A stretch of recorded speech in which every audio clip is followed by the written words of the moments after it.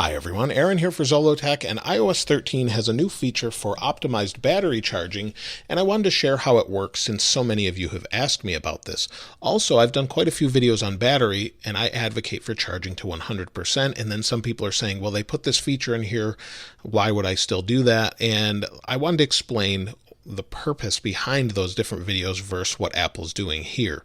So the first thing is you cannot overcharge your battery. So I always charge to 100%, and you can't overcharge your battery because there's circuitry built into the phone and the battery that will not allow that. If you were to overcharge your battery, it could catch fire or even explode, and so all lithium-ion batteries have that protection in them. So what it does is once it hits 100%, it basically trickle charges and then just keeps going maybe down to 99% and back up to 100. That's what it's doing to keep the battery all the way charged. And that's, again, to keep it from overcharging.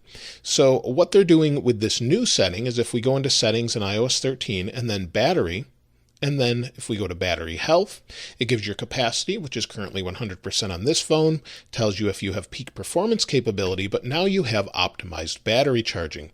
And what it says is to reduce battery aging, iPhone learns from your daily charging routine so it can wait to finish charging past 80% until you need to use it. So using machine learning that's built into the iPhone, what this will do is learn when you're going to bed, when you charge it throughout the day, when you use it, and instead charge it up to 80%, and then when it's getting closer for the time for you to use it, it will continue to charge to that 100%. So instead of bouncing from 99 to 100% back and forth, it will stay right around 80%, which is healthier over time. Now, the reason I was not an advocate of doing this manually before is because you're only saving about 3% of your battery health over a period of 1 year. And I have a phone here that I used for an entire year, plugging it in every single night, and it's at 97% capacity. And this is my iPhone 10. So when this was out, I used it every day, plugged it in every night, and I have 97% capacity for my battery health.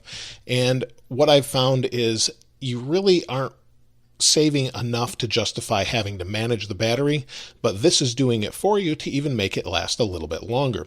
And this is really important when it comes to things like cars, for example. Tesla has a similar setup where it lets you limit the battery unless you go on a trip. And then over a long period of time, if you're going to keep a phone a very long time, 3, 4, 5 years, this will help you not have to replace your battery and in turn reduce waste and cost for you and resources and things like that. So this is my 6S Plus. If we go into the battery settings, you'll see that the capacity is 85%. Now again, this was plugged in every single night up to 100% and left there for its entire life. And this was used regularly up until about 6 months ago. So it's actually had quite a bit of use. So instead, it will charge to 80%. Now, kind of hold it there and charge to 100 when it's closer for you to use it. And I actually tested this. I have not seen it hold at 80% yet. I plugged it in. It's at 72% now. I brought it up over 80% and it kept charging. So it does have to learn those usage patterns, and it may take a while for that to happen. It does not matter which one of these plugs that you use, although ideally the lower the power, the better over time. I have used mostly the iPad charger for the entire life of the battery, or a wireless charger. So those don't matter too much because iPhones aren't really pushing the limits of battery charging speed.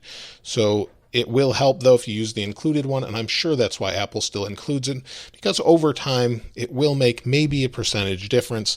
To me, it's not worth the speed difference. I use the iPad charger. But that's the new optimized battery charging feature in iOS 13. Let me know if you have any other questions in the comments below. Of course, I'll link this wallpaper in the description as I always do. And if you haven't subscribed already, please subscribe and hit that notification bell if you'd like to be notified when I post a new video, which is usually 4 or 5 times a week. If you enjoyed this video, please give it a like. As always, thanks for watching. This is Aaron. I'll see you next time.